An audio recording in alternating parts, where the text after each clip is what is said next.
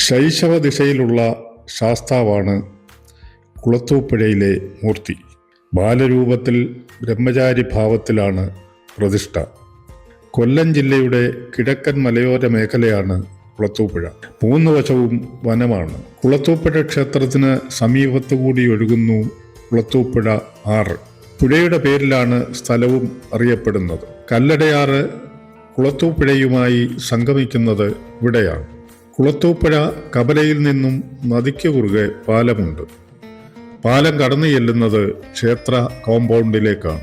ക്ഷേത്രക്കടവിലെ നദീഭാഗം ഒരു പ്രത്യേകതരം മത്സ്യങ്ങളുടെ താവളമാണ്.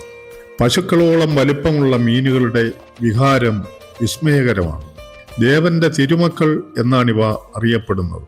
ഇവയുടെ സംരക്ഷണം വളരെ ഗൗരവമായി കണ്ടുള്ള പരിപാലനമാണ് ഇവിടെ നടക്കുന്നത്. മീനൂട്ട് എന്നൊരു വഴിപാട് പോലും ഇവിടെ പ്രധാനമാണ്.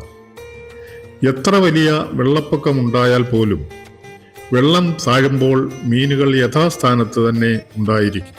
മലയോര ഭാഗത്ത് നദികളിൽ അതിശക്തമായ ഒഴുക്കായിരിക്കുമെന്നോർക്കുമ്പോഴാണ് ഈ പ്രതിഭാസത്തിൻ്റെ ആശ്ചര്യം ബോധ്യപ്പെടുക. ഭക്തജനങ്ങൾ അരി, പൊരി, മലർ, കടല എന്നിവ മീനുകൾക്ക് നൽകുന്നു. പൂജ കഴിഞ്ഞ് പായസം, വെള്ളച്ചോറ് എന്നിവ മീനുകൾക്ക് ക്ഷേത്രത്തിൽ നിന്നും കൊടുക്കുന്നതാണ് മീനൂട്ട് വഴിപാട്. ഈ മത്സ്യങ്ങൾ ചത്താൽ ആചാരപ്രകാരം സംസ്കരിക്കുകയാണ് ചെയ്യുന്നത്. ഒരു കാലത്ത് ഇവിടെ സ്ത്രീകൾക്ക് പ്രവേശനമില്ലായിരുന്നത്രേ. ശാസ്താവിൻ്റെ ശൈശവ രൂപമാണ് സങ്കല്പമെന്നതിനാൽ ഉത്തമ സന്താന ഭാഗ്യത്തിനായി ക്ഷേത്രത്തെ ആശ്രയിക്കാറുണ്ടായിരുന്നു.